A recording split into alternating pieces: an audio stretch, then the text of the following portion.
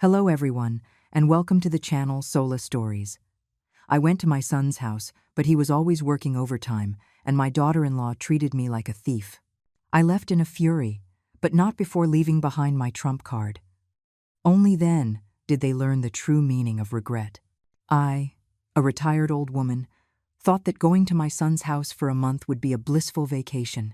Who knew that my son would practically live at his office, burning the midnight oil, while my daughter-in-law would deadbolt the door the moment she got home, guarding against me as if I were a burglar. Did she really think I cared about their shoebox apartment? Fine, since you won't treat me like a mother or a mother-in-law, don't blame me for playing rough. My social security card? Oops, I must have slipped it into my pocket when I left. What interesting things do you think would happen if I suddenly fell ill and needed cash urgently? The phone rang just as I was on my balcony, watering my prized collection of orchids. It was my son, Michael. His voice, even through the receiver, sounded utterly exhausted, like a sponge that had been completely wrung out. "Mom, there's a huge project at work right now. We're in the final stretch, and Jessica and I are going crazy," he said, pausing as if trying to find the right words. "The house is a mess, we have no time to cook, and we've been eating takeout every day. My stomach is a wreck." I put down the watering can, a knot forming in my stomach. "What? You're not feeling well? Did you see a doctor?" "I did. It's just an irregular diet." "Mom," he finally got to the point. "Could you come stay for a month? Help us manage the housework. Maybe do some cooking?" I was hesitant. What business did an old woman like me have getting involved in their life as a young couple? Young people have their own ways of doing things, and they might not be used to my old-fashioned habits. Besides, I was used to my peaceful, quiet life. Why would I suddenly run off to be a free maid? "Michael, honey, Mom's getting old. My hands and feet aren't what they used to be. I'd probably just be a burden," I said, trying to decline politely. "A burden? How could you be a burden?" Michael's voice grew urgent. "Jessica's on board with it too. She's been wanting you to come for a while, always saying how delicious your cooking is. She was just worried about tiring you out, so she was too shy to ask. This time, I'm really at my wit's end. That's why I'm begging you." My daughter-in-law, Jessica, had agreed, and she'd wanted me to come for a while? That sounded nice. I remembered when Michael was a little boy, how he'd wait for me by the door with big, hopeful eyes whenever I came back from a business trip. A mother's heart is always soft. "So, Jessica really doesn't mind?" I pressed, still not entirely convinced. "She really doesn't. She's thrilled. Mom, just come for a change of scenery, a little vacation, okay?" Well, when my son put it like that, how could I refuse? "All right then, I'll go pack my things," I relented. After hanging up, most of my hesitation had vanished. Going to see my son and getting a taste of city life didn't sound so bad after all. Before I left, my friends from the neighborhood found out and gathered around me, all talking at once. "Oh, Carol, you're so lucky. Your son and daughter-in-law are taking you to the city to enjoy life." "Exactly. Not like my son. I barely see him once a year." "Have a wonderful time. Make your daughter-in-law take you to all the big malls." I answered humbly. "What's there to enjoy? With these old bones, I'll probably just get in their way." But deep down, a little sweetness bloomed in my heart, like I had just taken a sip of honey. What mother doesn't want her children to be filial? I started packing my bags, a few changes of clothes, my daily medications, and I slipped my social security card into a hidden flap in my wallet. It's always good to have it with you when you're away from home, I thought. If I get a headache or a fever, it's just easier to use the card. After all, I'm not as young as I used to be. It's always better to be prepared. I also went out of my way to buy some local specialties from my hometown, thinking I could treat my son and daughter-in-law to some good food. Michael always loved my pot roast. And Jessica, I think she's from the West Coast, so she prefers lighter flavors. I'd have to prepare a variety of dishes. Young people are under a lot of stress at work. They need proper nutrition. As I sat on the long-distance bus, the scenery outside the window flew by. The journey was bumpy, but my heart felt like it had grown wings, soaring toward the city I was about to reach. A month. It should be a happy time, right? The bus pulled into the chaotic terminal, and the wave of heat and noise that hit me was a bit overwhelming. Michael didn't come to pick me up. He said he absolutely couldn't get away from the office, but sent me the detailed address and a screenshot from a ride-sharing app. Following his instructions, I called a car. The car weaved between skyscrapers, their glass walls reflecting the harsh sunlight. Everything seemed so new, so grand, but also so impersonal. This city was huge, but it felt cold. It wasn't like my small hometown, where you saw familiar faces everywhere you went. If someone needed help, you just had to call out, and neighbors would come running. Here, you probably didn't even know who lived across the hall. The car entered a fancy-looking residential complex. The landscaping was beautiful, and the buildings were spaced far apart, but it was unnervingly quiet. I dragged my suitcase to the apartment number, took a deep breath, and rang the doorbell. After a few seconds, the door opened. It was my daughter-in-law, Jessica. She was wearing a perfectly tailored business suit. Her makeup was flawless, and her hair was pulled back in an impeccable bun. "Mom, you're here," she said, her voice flat, without a hint of a welcoming smile on her face. Her eyes scanned me briefly before she stepped aside to let me in. No hug, no warm questions about my trip. She was polite, but it was the kind of politeness you'd show to a casual acquaintance. My heart sank a little. The apartment was spotless, decorated in that trendy, minimalist Nordic style with a light color palette. The furniture was all very chic and looked expensive. You could tell they'd spent a lot of time and money on it. But something was missing. That's it, it lacked a sense of life, the feeling of a home. It was less like a home and more like a meticulously staged showroom, beautiful but cold. "Mom, you can stay in this guest room," Jessica said, pointing to a room near the entrance. "Everything you need is in there. Let me know if you're missing anything." Without another word, she turned and walked into the kitchen. "I'll go make dinner."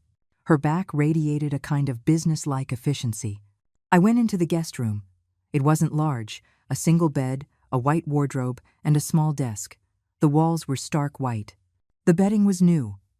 The tags looked like they had just been cut off, and it was folded neatly. It was obviously prepared just for me. I put down my suitcase and sat on the edge of the bed, looking around. Simple, clean, but a bit too simple. There wasn't even a picture on the wall. The white was almost blinding. That uneasy feeling started creeping back. This daughter-in-law, she wasn't quite what I had imagined. I couldn't say she was bad, but there was a barrier between us, a distance that made it hard to feel close. City folks, I thought, so different from us in the country. Warmth? Non-existent. Politeness? Just a surface-level formality. Dinner was ready quickly. 3 dishes and a soup. Scrambled eggs with tomatoes, stir-fried broccoli, some braised ribs, and an egg drop soup. A good mix of meat and vegetables, and it looked appealing. Jessica was a decent cook. The table was set with a clean tablecloth and nice dishes. It was just... The atmosphere during the meal was subtly awkward. Jessica sat across from me, eating quietly. Her movements were graceful, but she ate fast. She'd occasionally ask me a question. "Mom, is everything okay back home? How's Dad's health?" Her tone was polite, but it felt more like she was checking boxes, making obligatory small talk. I answered each question, trying to think of something else to talk about, but I couldn't find an opening. "What about Michael? Isn't he coming home for dinner tonight?" I finally asked. It was my first meal here, and my son wasn't even present. He's busy with the project at work. Working late tonight, he's not coming back," Jessica said flatly, as if it were the most normal thing in the world. My heart sank again. Working so late on my first day that he couldn't even come home for dinner? He was working himself to the bone. Does he do this often? "Yes, it's been like this for a while now," Jessica said, putting down her chopsticks and wiping her mouth. "That's how it is for programmers." Around 9 o'clock that evening, the ticking of the wall clock in the living room only amplified the silence in the apartment. Michael still hadn't come home. I was getting restless and couldn't help but ask Jessica again, "Maybe we should give him a call? Make sure he's not overworking himself." Jessica was sitting on the sofa with a face mask on. She waved her hand dismissively, her voice muffled by the mask. "Don't worry about him. This is what he's like when he's on a deadline. When he gets busy, he just sleeps at the office. Saves him the commute." "Sleeps at the office?" I was stunned. His home was right here, with a bed and blankets. Why would he sleep at work? It couldn't be as comfortable as home. Had they been fighting? Was Michael intentionally avoiding her? My mind started racing with suspicions. The more I thought, the more something felt wrong. Before going to bed, I was still worried, so I sent Michael a text message. "Son, are you still busy? Don't work too hard. Get some rest." It took a long time for him to reply. "Okay, Mom, I know. I'm busy. You should get some rest, too." Just a few words, filled with distance and exhaustion. I lay on the unfamiliar bed in the guest room, tossing and turning. The blankets were new, smelling of sunshine and laundry detergent, but I couldn't fall asleep. My heart was in turmoil. Something just wasn't right. My son's behavior, my daughter-in-law's attitude. This was a far cry from the blissful vacation I had imagined. Working overtime? Sleeping at the office? Hey, what kind of excuse was that? Did they think I was a 3-year-old? Young people, if there's a problem, why can't they just talk about it? The next morning, I woke up early. The living room was silent. Jessica had already left for work. She had left a note on the table. "There's breakfast in the microwave." It was 2 bagels and a glass of milk. The handwriting was neat, but it felt cold. I heated the breakfast and ate slowly, thinking to myself that since I was here, I couldn't just be a freeloader. I had to do something to help. Watching Jessica cook last night, she didn't seem very experienced. She probably didn't cook often. I went to the kitchen and opened the refrigerator. It was practically empty. A few sodas, a few boxes of frozen dumplings, and some snacks. There were almost no fresh vegetables or meat. I was puzzled. Didn't they ever cook at home? How were they getting proper nutrition? No, this wouldn't do. I had to go buy some groceries and make them a proper lunch. I got dressed and was about to leave when I remembered the door had a keypad lock. I hadn't paid attention to the code when Jessica opened it yesterday. I had no choice but to take out my phone and send her a text. "Jessica, Mom wants to go out to buy some groceries. What's the code for the door?" I waited for a while before my phone chimed. Jessica's reply came with no extra words, just a string of numbers. Her tone was still as cold and robotic as ever. I entered the code, and the door opened. Well, at least it saved me the trouble of carrying a key. The grocery store was not far from the complex, about a 15-minute walk. I picked out some fresh pork belly, bought some lively shrimp, and a variety of vegetables. I planned to make pot roast and stir-fried shrimp for lunch to give them a good, hearty meal. Carrying bags full of groceries, I returned to the apartment building and walked to the front door. I confidently typed in the code Jessica had given me that morning. Beep beep, incorrect passcode. I paused, thinking I must have typed it wrong. I entered it again. Beep beep, incorrect passcode. What was going on? It had worked perfectly fine when I left. I started to feel anxious and pulled out my phone to call Jessica. The phone rang for a long time before she answered. The background was noisy. It sounded like she was in a meeting. "Hello? Mom? What's wrong?" Jessica's voice was clearly annoyed at being interrupted. "Jessica, I'm back from the store, but the passcode for the door isn't working. It says it's incorrect. Did I remember it wrong?" I tried to keep my voice calm. There was a moment of silence on the other end, followed by Jessica's even more impatient voice. "Mom, the code changes every day. The one I gave you this morning is already expired. Why are you asking me? Weren't you just going to the store and coming right back? You don't usually go out on your own." I stood there at the door, holding my phone, a chill running up my spine. The passcode changes every day? What kind of system was this? Was she protecting against a thief? Or was she protecting against me, the mother-in-law who had come all the way from her hometown to take care of them? A feeling of humiliation and anger surged through me. "So, what's the code now?" "I'm standing here holding all these groceries," I asked, suppressing my anger. Jessica rattled off a new set of numbers, then quickly said, "I'm in a meeting. I have to go," and hung up. I entered the new code, and the door opened. I walked into the empty apartment, placed the groceries in the kitchen, and looked at the pile of fresh ingredients. I had completely lost the mood to cook. At noon, I prepared an elaborate meal. The pot roast was tender and fragrant, the shrimp was a beautiful bright red, and there were 2 refreshing vegetable dishes. I called Jessica to ask if she was coming home for lunch. The call went through, but no one answered. I tried again. Still no answer. I sat alone at the dining table, staring at a table full of steaming hot food, but it tasted like ash in my mouth. My heart was heavy. I waited until almost 3 o'clock in the afternoon before Jessica finally dragged herself home. She kicked off her high heels, tossed her purse onto the sofa, her face as dark as if someone owed her $1 million. Looking at her, I couldn't hold back my anger any longer. Jessica, tell me the truth. Why do you change the passcode every day? Is it because you don't trust me? Are you afraid I'll take things from your house? I stared into her eyes, asking word by word. Jessica looked up, a cold smirk playing on her lips. Mom, you're overthinking things. Security systems in these new buildings are all being upgraded. Isn't it normal for a keypad lock to have a daily code change? It's for protecting our property. Besides, she paused, her tone laced with a barely concealed mockery. You're getting older. Your memory isn't what it used to be. What if you accidentally tell someone the code? Our things aren't worth a fortune, but it would be a hassle if they were stolen. It's always better to be careful. What did she mean? My memory isn't good and I might tell someone. What did she mean, better to be careful? She was clearly guarding against me, changing the code every day. What did she think this place was? A fortress? Heh, what a joke. Guarding against her mother-in-law more fiercely than a thief. I forced down my anger and decided to change the subject to get to the bottom of something else.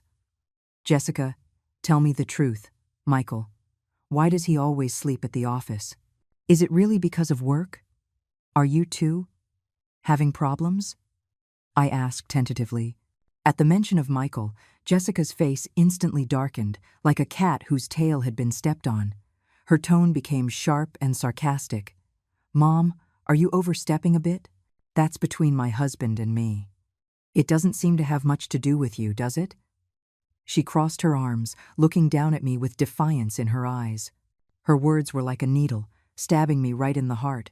What did she mean? It had nothing to do with me. That was my son. The hurt and anger I had been suppressing finally boiled over, and my voice rose without me realizing it.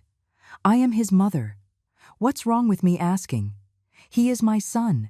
I worked my fingers to the bone to raise him, and now he won't even come home, sleeping at his office. Is it wrong for me to be concerned about him?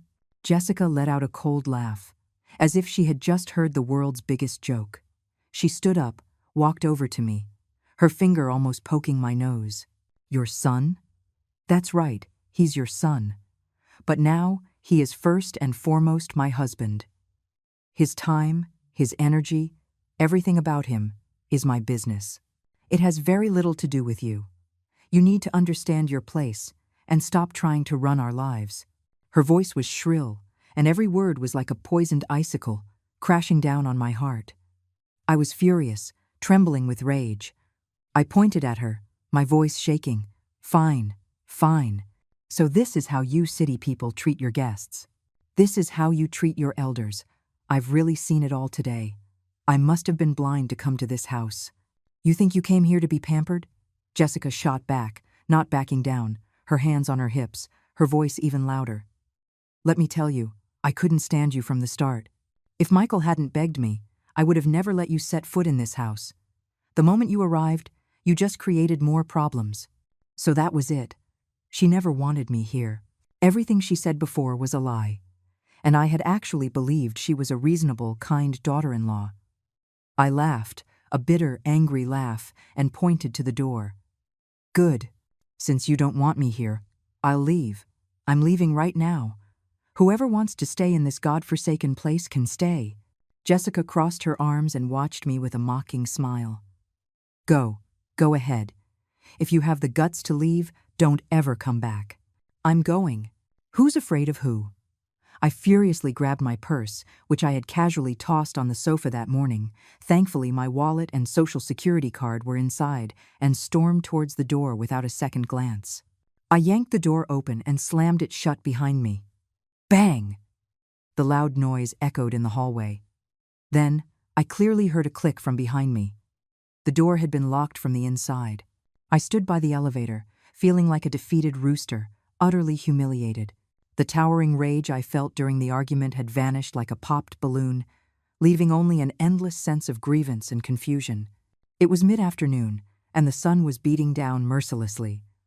I stood at the entrance of this luxurious but cold complex, clutching my small purse, feeling like an abandoned stray. Where was I supposed to go? I took out my phone. My first instinct was to call Michael and tell him about Jessica's horrible behavior, but my finger hovered over the call button, and I hesitated. What good would it do? Judging by his wishy-washy attitude on the phone earlier, he would definitely side with his wife. Then I, his mother, would be in an even more embarrassing position. I let out a long sigh, my heart turning to ice. Raising children to support you in old age? Heh, at this point, I'd be grateful if they didn't cause me more trouble. I dragged my heavy feet, walking aimlessly, and before I knew it, I had wandered into a nearby park. It was the middle of the afternoon, and the park was not crowded.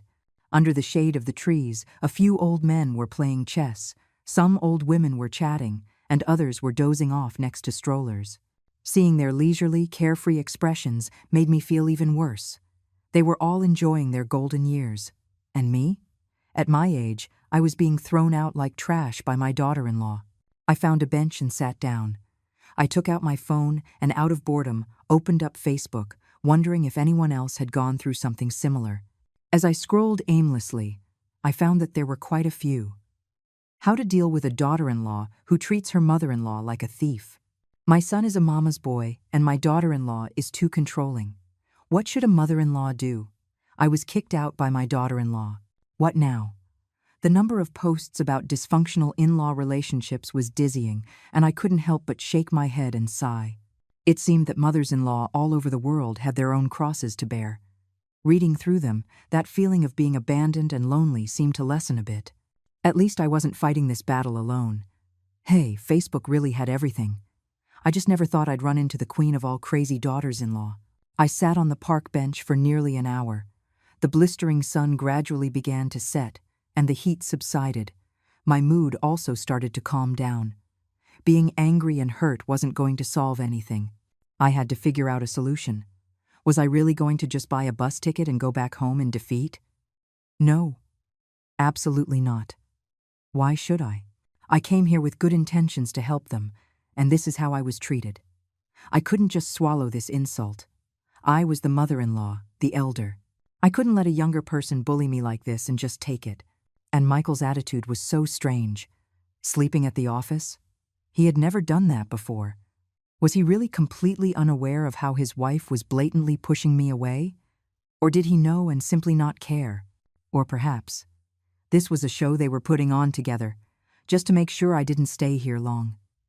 The more I thought, the more suspicious it all seemed. No, I had to call Michael and get a clear answer. This time, I couldn't be soft. I couldn't let him fool me with a few nice words. I needed to hear what he had to say. If he kept making excuses for Jessica, then I, his mother, needed to start thinking about my own future. I took a deep breath, found Michael's number, and dialed. The phone rang for a long time. Just as I was about to give up, he answered. Hello? Mom? What is it? Michael's voice was still tired with a hint of annoyance. Michael, I want to ask you, did you know all along that Jessica didn't want me here? I got straight to the point, trying to keep my voice calm, but I couldn't help the accusatory tone. Mom, what are you talking about? Why wouldn't Jessica want you here? He said, still trying to play dumb. I cut him off. Don't play dumb with me. Just a little while ago, she told me herself that if you hadn't begged her, she never would have let me come. She kicked me out, and now the door is dead-bolted. In one breath, I told him everything that had just happened, Jessica's cold attitude, the daily changing of the passcode, and the final, explosive argument. I wanted to see how he could possibly defend his wife after hearing all this. Patience is a virtue, they say. Take a step back, and the world opens up. With my temper, I couldn't be patient. It was time to let this young couple know that the older you get, the wiser you become. On the other end of the line, Michael fell into a long silence, so long I could almost hear his heavy breathing. After a while, he finally spoke, his voice low and full of apology. "Mom, I'm sorry. Did Jessica make you angry again? I apologize on her behalf." Apologizing again, and on her behalf. Hearing this, my heart sank completely. Sure enough, in his mind, his wife was always right, and I, his mother, just had to endure the mistreatment. Is an apology going to fix this? My anger flared up again, my voice rising. She threw me out of the house. "It's scorching hot outside, and I'm an old woman with just my purse, and you're telling me you're sorry? Mom, please don't be angry. Calm down." His voice sounded even more tired and helpless. "Where are you? I'll come get you right now. Jessica. She's been under a lot of pressure at work lately. There was a problem with a project, and she's not in a good mood."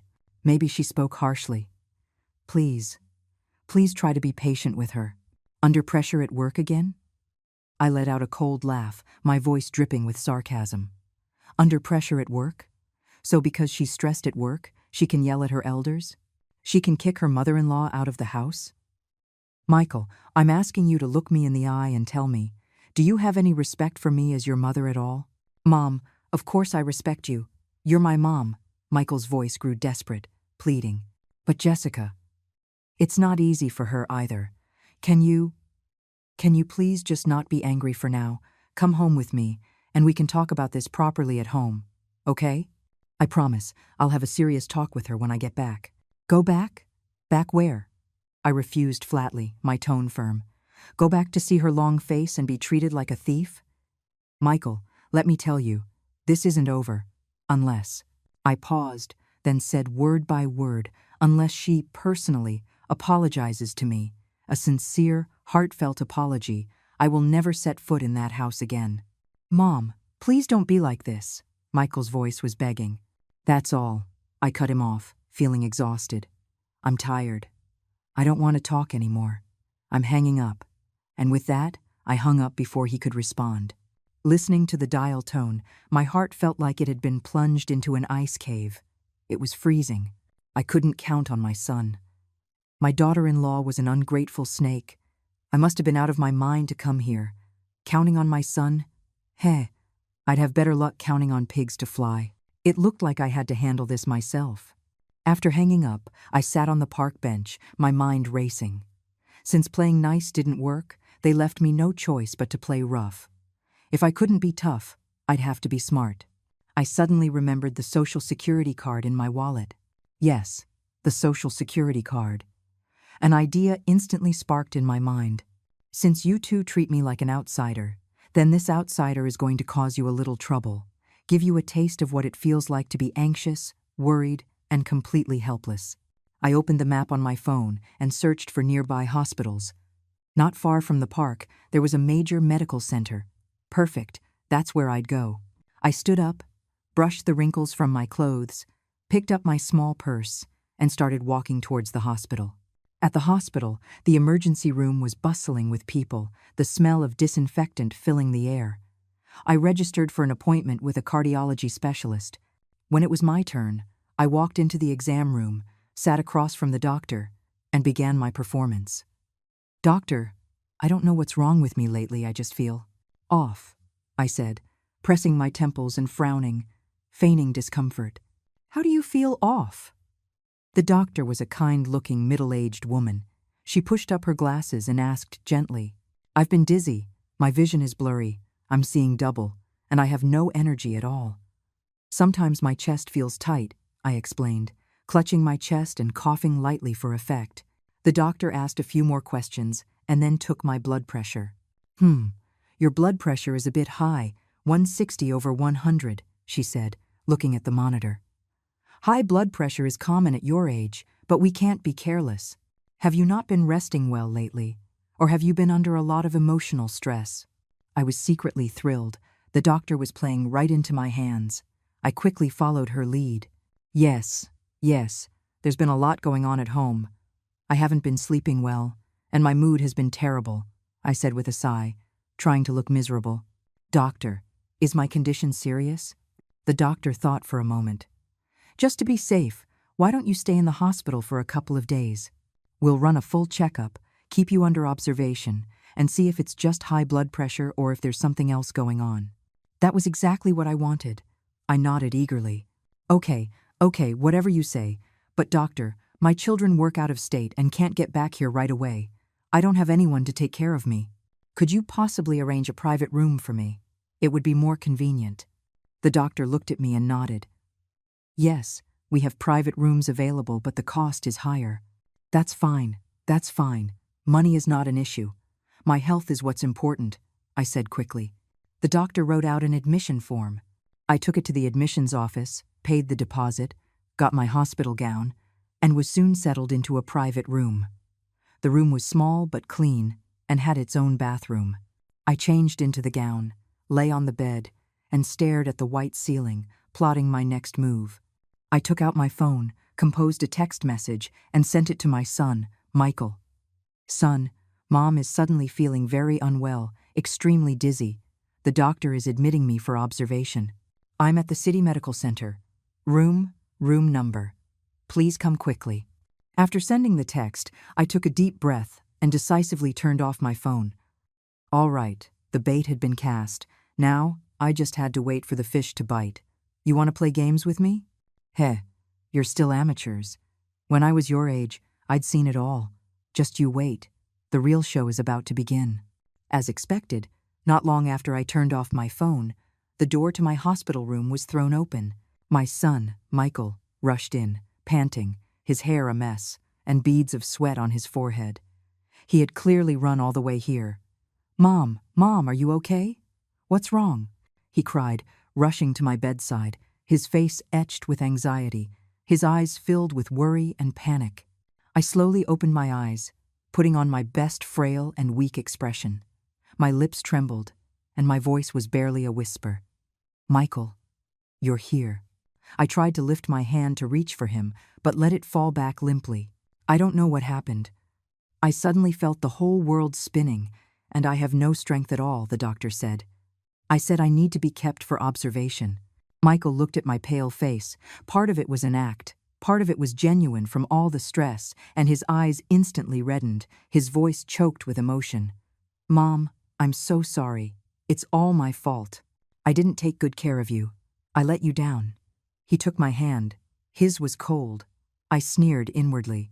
So now you feel guilty? Now you're sorry? Where were you before? When you kicked me out, I didn't see you this worried. But out loud, I said weakly, Silly boy, what are you talking about? It's not your fault. It's just me. I'm getting old. My body is failing me. Just as I finished speaking, another figure appeared in the doorway. It was Jessica. She had come too, a look of surprise and concern on her face as she hurried to the bedside. Mom, you. What happened? Why are you suddenly in the hospital? Her tone was cautious, not as aggressive as before, but her eyes still held a hint of suspicion. I didn't even bother to look at her, just glanced in her direction before turning my head away. In a barely audible voice, I said, What could be wrong with me? I'm not dying, just a short hospital stay. With that, Michael and Jessica stood by the bed, looking at each other, unsure of what to say. The atmosphere in the room instantly became awkward and tense. I lay in bed, my eyes closed, pretending to be too unwell to speak, but secretly I was gloating. Ha! Panic now, aren't you? Scared, aren't you? I let out a few deliberate coughs, my voice hoarse, as if it took all my strength to ask. By the way, for the hospital stay, I need my Social Security card. Where is it? Did either of you bring it? As soon as I said this, Michael and Jessica both froze, exchanging a bewildered look. I saw their reaction and felt even more triumphant. It seemed they really thought my Social Security card was still locked away in their little fortress. Heh, acting? Who can't act? When I was young, I was the star of our village's drama club. Just you wait. I'll show you what a seasoned actress can do. The room was terrifyingly quiet, the only sounds being my feigned, shallow breathing and the ticking of the second hand on the wall clock. Michael and Jessica just stared at each other, speechless. I waited a moment, and seeing no response, I struggled to speak again, my voice even weaker. "Where is my social security card?" "The nurse. She'll be coming to register me soon. It will be a big problem without the card." Michael finally snapped out of it, stammering in a panic. "Mom, your card. Isn't it?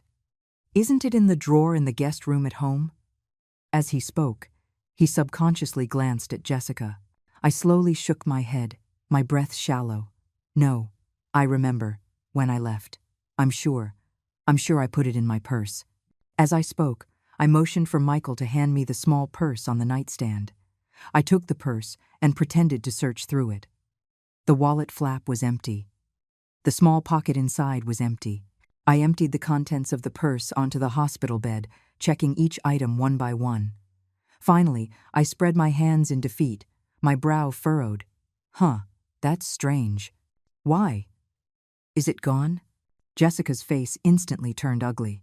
She stepped forward, her voice edged with urgency and suspicion. "Mom, are you sure you brought it? Could you be mistaken? Think carefully. Did you maybe leave it back home?" I shot my head up. Though my eyes were unfocused from my feigned weakness, the sharpness in them was a direct hit. "Of course, I'm sure. I checked specifically before I left. It was in my wallet right next to my ID card." "What? Are you implying this old lady's memory is failing?" No, Mom, that's not what I meant." Jessica quickly waved her hands, forcing a smile, but her eyes darted around nervously. "I just thought, as you get older, it's normal for your memory to slip sometimes." "How dare you?" I suddenly let out a sharp cough, not loud, but enough to startle both Michael and Jessica. I glared at Jessica. Though I was weak, my presence was formidable. "What are you trying to say? That I'm senile? Let me tell you, my memory is perfectly fine. The Social Security card is missing. It's not in my purse, and it's definitely not back in my hometown." Mom, please don't get upset. Don't get worked up. Your health is the most important thing." Michael rushed to my side, gently patting my back to soothe me. "Jessica didn't mean it like that.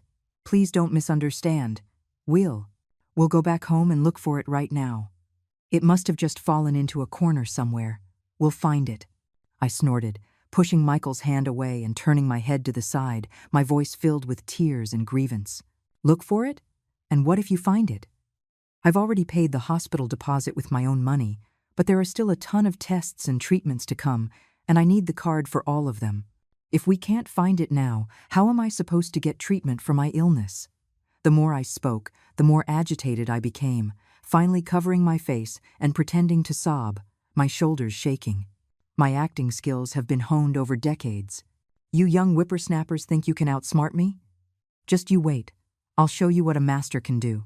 Michael and Jessica stood by the bed, completely dumbfounded, watching my heartbroken performance helplessly.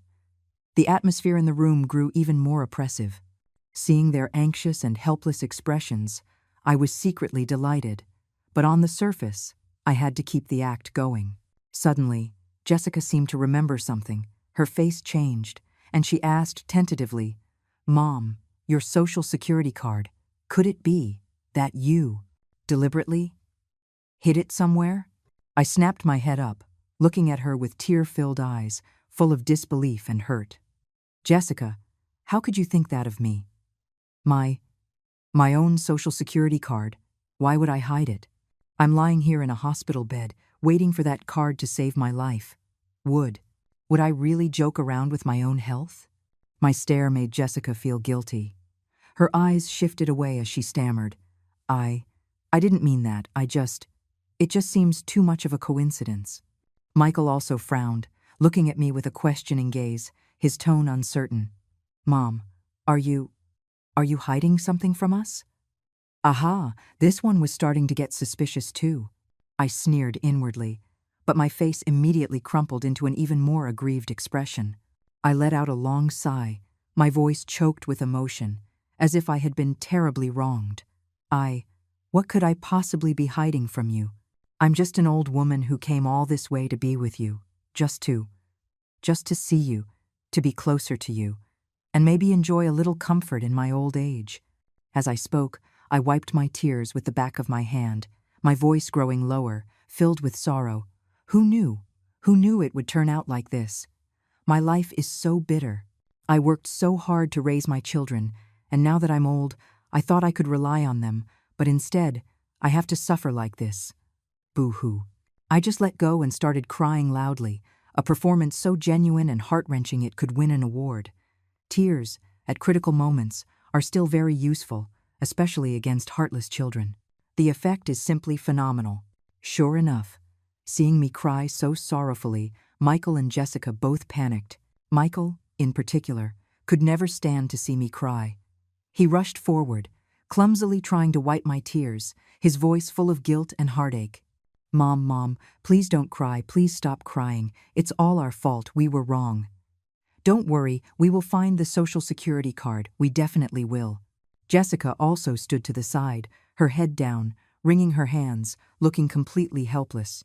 Seeing that the time was right, I gradually stopped crying, just letting out an occasional sob to appear even more pitiable. Jessica hesitated for a moment, then finally gathered the courage to speak, her voice low and filled with a clear apology. Mom, are you still angry with me because we fought and I made you leave? I looked at her with my teary eyes, didn't say a word, just gave a soft as a silent confirmation. Jessica let out a long breath, as if she had made some great resolution, and said sincerely, Mom, I'm sorry. What happened last time was my fault. I shouldn't have talked back to you, and I definitely shouldn't have. Shouldn't have said those horrible things and made you leave. I know I was wrong. I sincerely apologize. You have a big heart. Please forgive me this one time, okay? As she spoke, she bowed slightly, her posture very humble. I sneered inwardly. An apology? If apologies worked, what would we need the police for? I sniffled, my voice still choked with tears, but with an underlying coldness. An apology? Easy for you to say. When you kicked me out of the house, did you remember that I was your elder? When you treated me like I was invisible, changing the passcode every day to guard against me, did you remember that I am Michael's mother? Do you even see me as your mother-in-law? My words hit Jessica like a whip, her face flushing red and then turning pale. Mom, I was wrong. I really know I was wrong. Jessica's voice was tearful, and she explained eagerly. I was overwhelmed with work at the time. I wasn't thinking straight when I spoke. I promise, it will never happen again. I will treat you like my own mother from now on. Please, just forgive me this once. I'm begging you. Michael also chimed in. Yes, Mom, Jessica knows she was wrong. Please forgive her. Let's not let a small thing like this hurt our family. I watched the two of them, one playing good cop, the other bad cop, and I was secretly pleased. Ha! You should have thought of this before. It seems my plan is halfway to success. It's time to press my advantage and state my conditions. I wiped my tears, cleared my throat, and began to speak slowly, my voice calm but firm. Forgiving you is not impossible. Jessica's eyes instantly lit up, and she asked eagerly, Really, Mom? I nodded, looked her straight in the eye, and said, word for word, but you must agree to one condition. Jessica didn't hesitate. What condition? Just say it. As long as I can do it, I'll agree to anything. Good. That's what I was waiting for. An apology? Heh, if apologies worked, who'd need police? You want my forgiveness? Then show me some sincerity. I looked at Jessica's eager eyes and sneered inwardly, but my face remained impassive. I cleared my throat and said slowly, each word crystal clear, my condition is actually very simple. I paused, my gaze sweeping over Michael and Jessica, making sure they were both listening intently. First, from now on, I want you to treat me with genuine kindness, to respect and treat me as you would your own mother. No more cold words, no more sarcasm, and certainly no more guarding against me like a thief, that stupid passcode. You are never to change it again. Can you do that? Jessica nodded without a moment's hesitation, as if afraid I would change my mind, and quickly promised, Yes, Mom, I can do that. I swear, I will be good to you from now on. I'll treat you like my own mother, and I'll never change the passcode again. You can come and go as you please.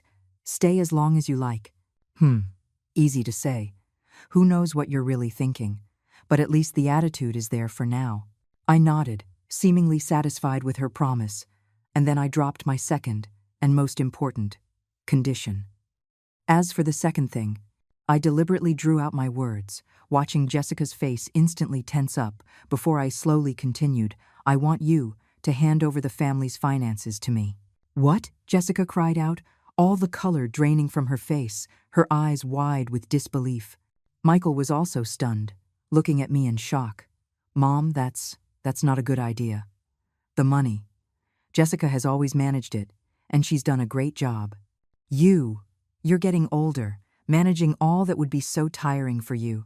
My sharp gaze immediately shot to Michael, my tone laced with displeasure. What? You don't think I can do it? Or you don't trust me?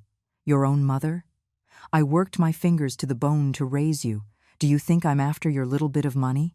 Michael was rendered speechless, stammering. I didn't mean that.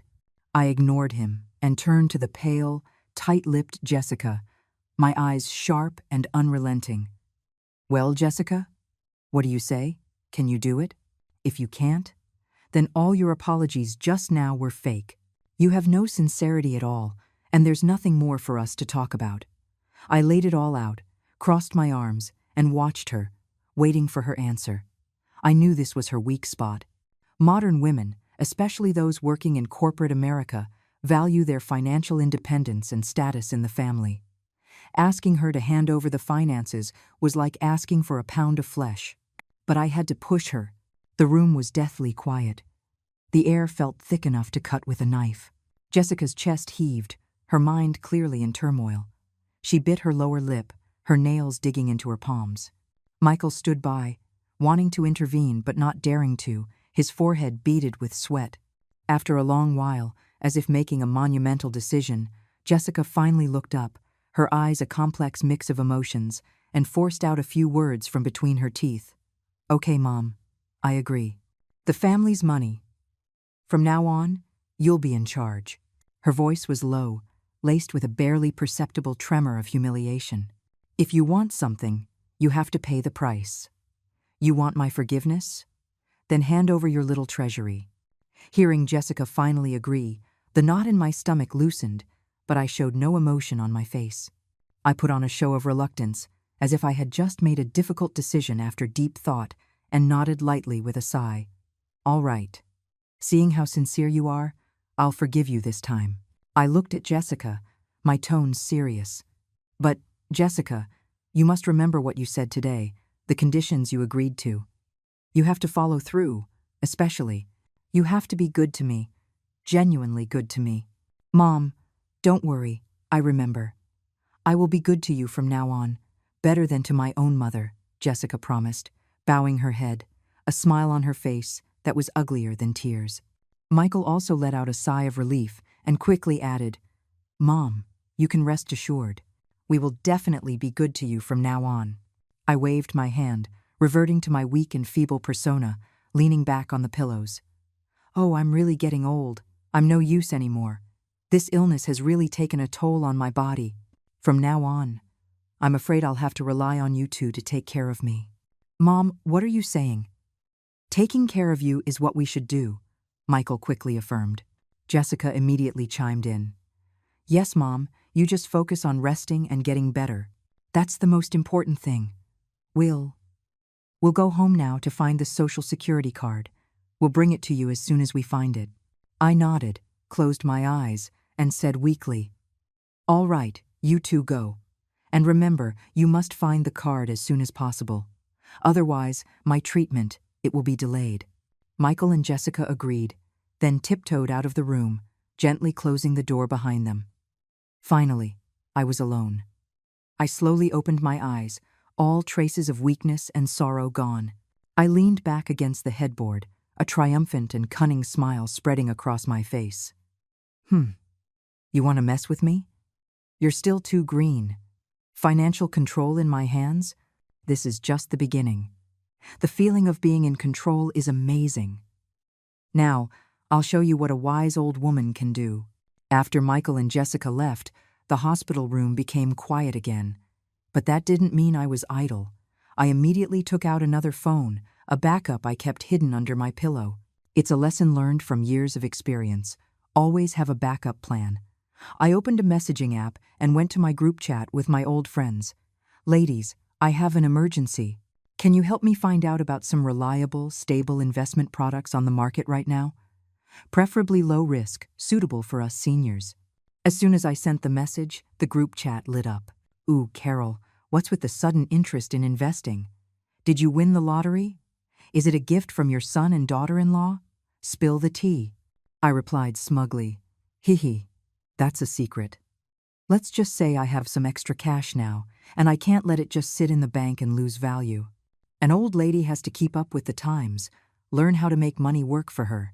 Since that sharp, capable daughter-in-law of mine had willingly handed over the financial reins, I had to make good use of them.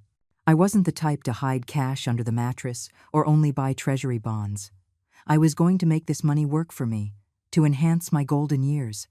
Soon, a few of my friends who were into investing sent me private messages recommending a few structured deposits from banks and some low-risk mutual funds. I carefully studied the product descriptions and risk assessments they sent, comparing the returns and past performance. In the end, I settled on a principal-protected investment product issued by a major bank. It had a 1-year term, and the expected annualized return was much higher than a regular savings account, with a very low risk level. Yep, this was the one. As soon as I got the bank card tomorrow, I'd transfer the money immediately. Just as I was making my plans, the door to the room opened quietly. Michael and Jessica were back. In Jessica's hand was a small card, my Social Security card. She walked to the bedside, her face a mixture of apology and embarrassment, and handed the card to me. Mom, I'm so sorry. We found it. It was in a side pocket of the purse I usually use. I completely forgot about it. I'm really sorry. I took the card, held it up to my eyes to inspect it, confirmed it was mine, and then slowly put it in my wallet. Forgot? Only a fool would believe that. They must have turned the house upside down to find it. But the goal was achieved. The process didn't matter. I glanced at Jessica, my tone calm but with the authority of an elder. It's good that you found it. From now on, keep things in their proper place. Don't be so careless again. If this had really been lost, imagine the trouble of replacing it. Yes, you're right, Mom. I'll be more careful in the future. Jessica nodded eagerly, her attitude as obedient as a schoolgirl's. Michael, standing nearby, also breathed a sigh of relief. He said to me, Mom, now that we've found the card, you should get some rest. We'll go home for now and come see you tomorrow. Wait. I stopped them. They paused, looking at me curiously. I leaned back against the headboard and said slowly, It's good that you're going back. Before you leave the household debit card and the PIN number here. My gaze fell on Jessica. Jessica's face paled again, her eyes instinctively darting away. The hand at her side clenched into a fist. Michael also hesitated, taking a step forward to try and persuade me. Mom, you're still sick. Managing money is so stressful. Why don't we wait until you're out of the hospital? Or just let Jessica keep managing it. She's always done a good job. Again? This boy still hadn't given up. My face immediately darkened. I glared at Michael, my tone sharp with displeasure. What? You don't trust your mother? Or do you think I'm too senile to handle a little money? Did you forget what you two promised me just a little while ago? My voice wasn't loud, but it carried an undeniable weight. Michael was speechless, a look of distress on his face. I ignored him and turned my attention to Jessica, pressing her. Jessica, what do you say? Are you going to give me the card and the PIN now? Or was everything you promised me before just for show? I deliberately dragged out the sound, my gaze as sharp as a knife, piercing right through her. Since you promised, you can't go back on your word.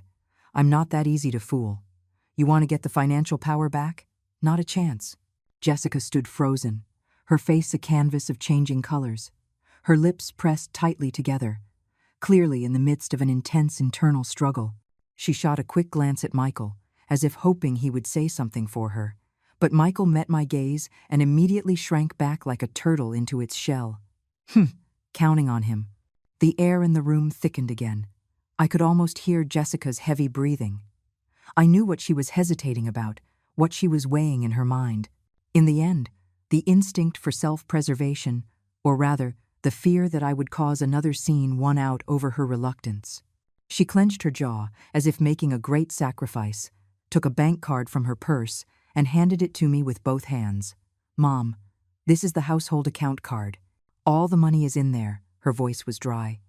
Then, she leaned in close to my ear and whispered the PIN. I took the card, weighed it in my hand, carefully checked the card number and the bank's name to make sure it was correct, and then nodded in satisfaction, placing it with my own wallet. "All right, you can go now." I waved my hand, lay back down, and closed my eyes, as if I were tired and needed to rest. Like prisoners granted a pardon, Michael and Jessica exchanged a look and quickly left the room. When I heard the door close, I immediately opened my eyes, all traces of fatigue gone. I took out my backup phone and excitedly announced in my friends' group chat, "Ladies, good news, card and PIN secured. I'm going to the bank tomorrow to make the moves." The group chat erupted in celebration. "Congratulations, Carol. You've successfully seized power." "You go, girl. That was a master move. This calls for a celebration. When you get out, we're treating you to a fancy dinner." Reading my friends' congratulatory messages, I was overjoyed. It was as if I could already see a bright future beckoning. With control of the finances, I controlled everything. Now, I'll show them who the real head of this household is. I lay in bed, my eyes closed, blissfully imagining what I would do with the first returns from my investment. Should I enroll in a class at the local college, or go on a trip with my friends? Just then, the phone by my pillow, the one I had turned off, started ringing. I picked it up and saw the name flashing on the screen. Michael. My heart skipped a beat, a sense of foreboding washing over me. Why was he calling so late? Could it be? I took a deep breath, trying to keep my voice calm, and answered the phone. "Hello? Michael? It's late. What's wrong?" There was no immediate response from the other end, only a heavy, oppressive silence. After a few seconds, Michael's voice came through, trembling with disbelief. "Mom, did you transfer all the money out of the account?" My heart plummeted. Oh no, so soon? How did they find out? My plan was to go to the bank tomorrow. Could there be something wrong with the card Jessica gave me? Or did he immediately check the balance? My mind raced, but I maintained my composure, my voice full of feigned surprise. "Michael, what are you talking about? When did I transfer the money?" "I'm still here in the hospital, lying in bed. I can barely move. How could I possibly go to the bank and transfer money?" "Mom, are you going to keep pretending?" Michael's voice suddenly became shrill, filled with anger and disappointment. "We just checked. This afternoon, you used the mobile banking app to transfer every single cent from the card to your own account." "What are you trying to do?" "Huh? Mobile banking." It hit me then. When Jessica told me the PIN, I had memorized it. Later, out of boredom, I downloaded the bank's app on my backup phone, entered the card number and PIN, and to my surprise, it worked. And then, on a whim, I transferred all the money to my own card. I thought they wouldn't find out so quickly. A single oversight. I was silent, unsure of how to defend myself. On the other end, Michael's voice trembled with rage. "Mom, what did we ever do to you to deserve this? Jessica said a few mean things. She made you angry, but she apologized. We agreed to let you manage the money. Why would you still do this? Don't you know, that money took us years to save. It's for our mortgage, for our future plans. Why did you take it all?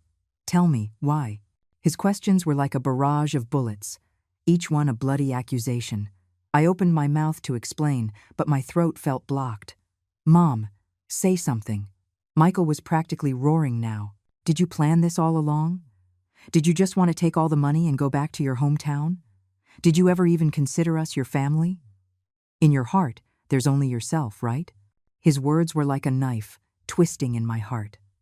Although my initial intention was for revenge and self-preservation, being accused like this by my own son was still agonizingly painful.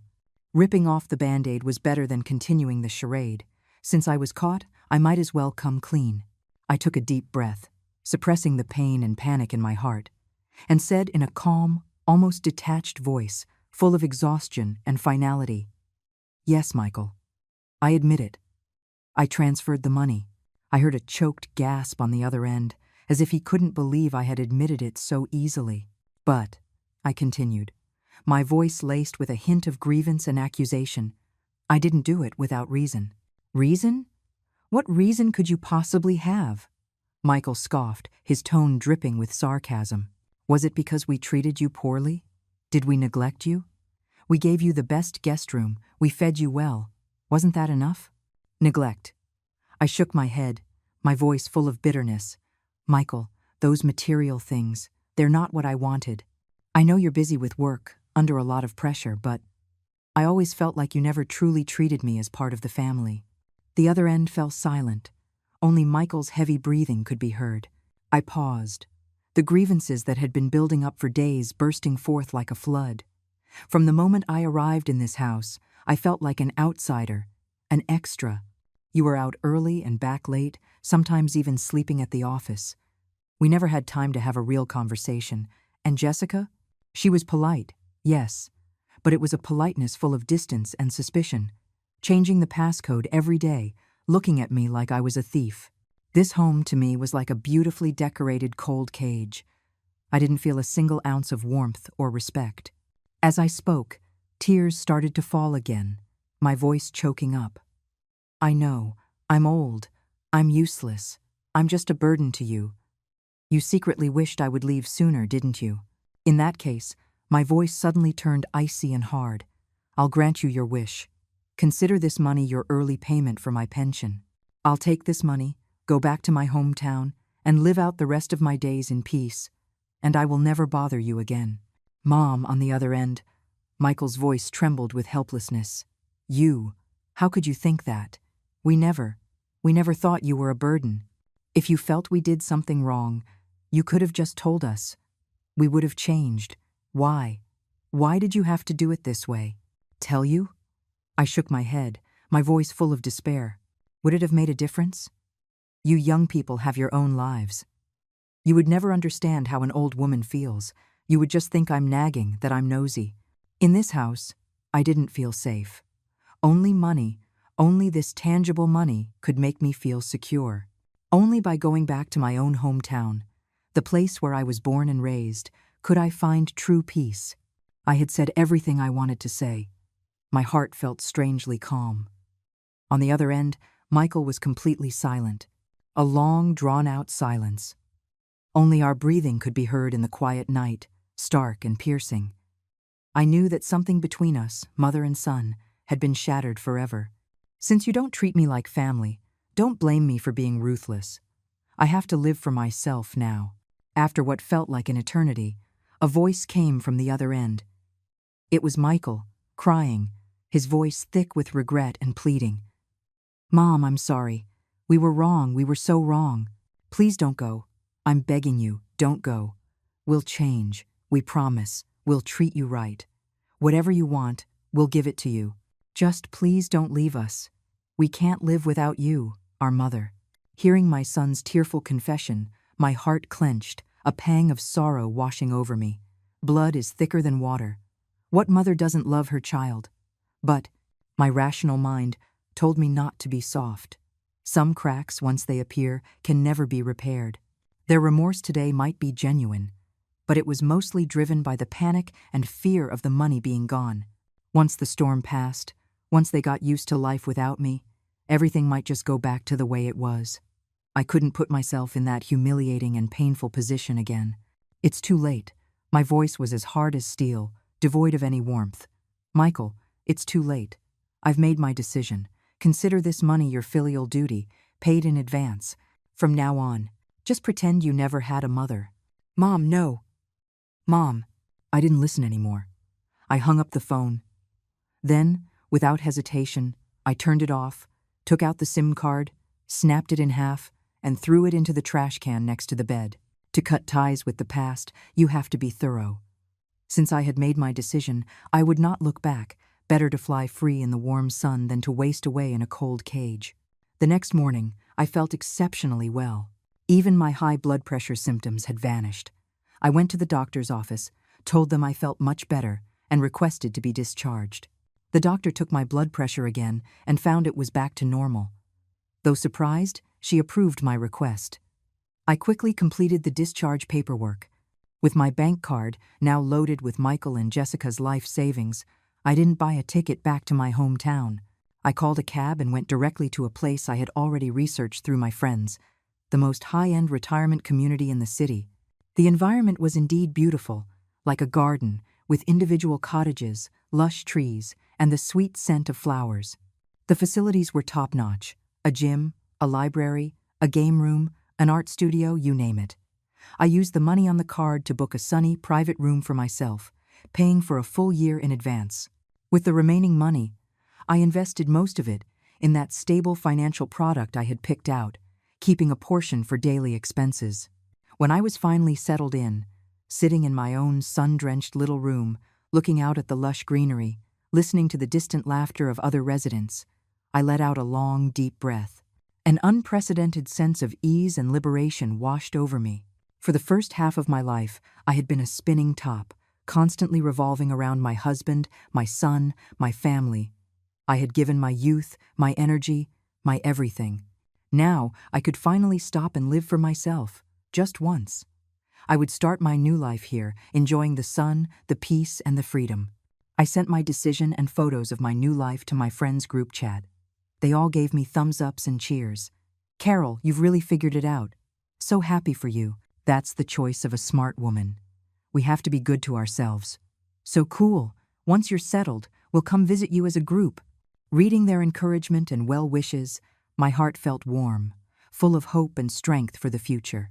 I am going to live for myself, live a wonderful life, and let those who once looked down on me and hurt me regret it. This feeling is amazing. A few days of peaceful, happy life were soon interrupted.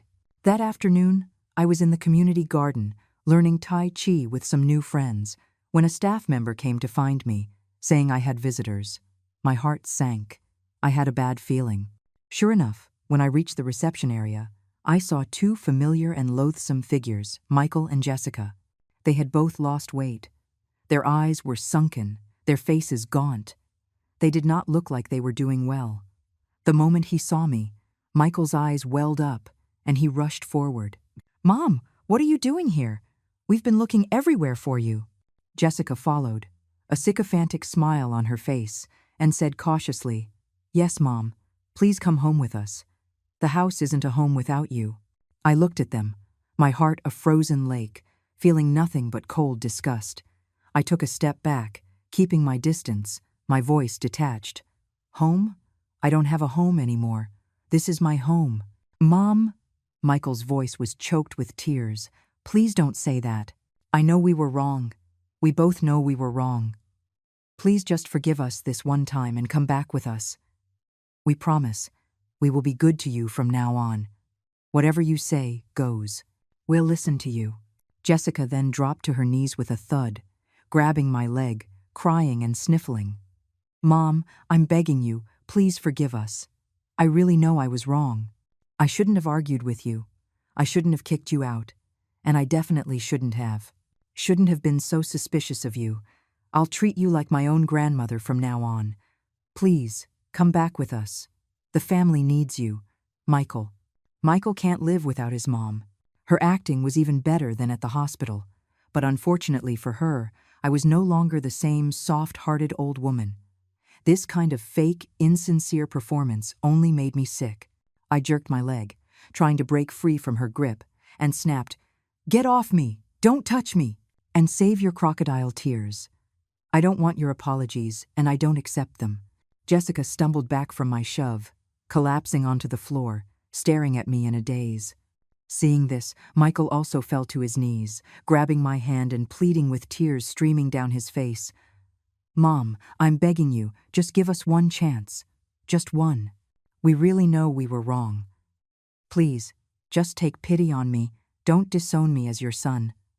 Please, Mom." I looked at my son, kneeling before me, crying like a child, and felt nothing. I pitied his misfortune, but was angry at his weakness. Where was this passion before? If he had shown even a little bit of backbone back then, we would have never reached this point. Now he's crying? Too late. I yanked my hand away and looked at them, my eyes cold, my voice resolute, saying each word clearly. Both of you, listen up. The moment I walked out of your house, the bond between us as mother and son, as mother-in-law and daughter-in-law, was severed.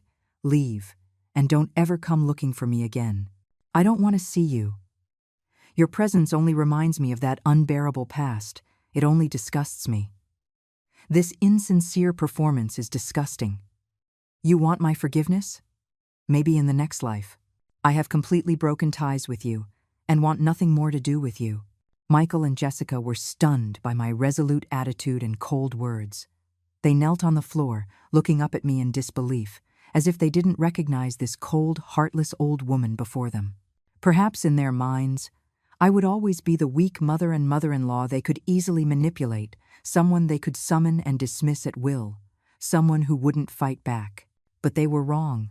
Even a cornered rabbit will bite, let alone a heartbroken old woman. Seeing my unwavering determination, they knew there was no point in continuing. Finally, they helped each other up and left the retirement community, dejected and lost, looking back every few steps. Watching their pathetic retreat, I felt no joy, no regret, only a sense of calm after the storm had passed. Selfish, insincere people like them were not worth another ounce of my emotion or energy. From now on, my world would consist only of myself and the people who truly cared for me and treated me well. After that, Michael and Jessica never appeared again. Perhaps they finally understood that I was determined to cut ties with them. Good. I could finally have some peace and quiet. My life at the retirement community was calm and fulfilling. Every morning I practiced Tai Chi with my new friends or took a walk in the garden, breathing in the fresh air. During the day, I would go to the library to read the newspaper or join others in the activity room for singing and chess. I also signed up for a calligraphy class and a smartphone workshop at the Senior Learning Center. Now, I can not only use my phone to shop online, make payments, and video chat with my friends, but I've also learned how to use social media. I created an account and started sharing my life at the retirement community, documenting my thoughts, and occasionally answering questions about in-law relationships and life in one's later years. To my surprise, I gained quite a few followers and likes. Netizens all praised my positive attitude and clear-headed approach to life. I would read their comments with a smile. In the evenings, after dinner, my favorite activity was to go to the community's small plaza and do line dancing with a group of my friends. Moving to the upbeat music, stretching my body, and working up a sweat made me feel completely relaxed. I made so many new friends, all from different backgrounds and with different life experiences, but all equally passionate about life. We organized short trips together to visit nearby attractions, had potlucks to taste different cuisines, went to see new movies, and discussed the plots. Life was full of flavor and color. I felt like I was 10 years younger, having rediscovered the joy and meaning of life. The sunlight streams through the window onto my desk, warm and inviting. I make a cup of tea, open my blog, and prepare to write today's entry. Looking up, I see the blue sky and fluffy white clouds outside my window. I take a deep breath, savoring the free and peaceful air. Yes, I have finally found my own happiness, the life I truly wanted to live. Freed from the shackles of family, I can finally live for myself. I am going to live a brilliant life, be my true self, and let those who once looked down on me and hurt me wallow in their regret. This feeling is truly wonderful. Thank you for watching. I hope today's story has resonated with you. For those who have not yet subscribed, don't forget to click subscribe so we can accompany you every day. Let's grow together. We'll see you in the next one.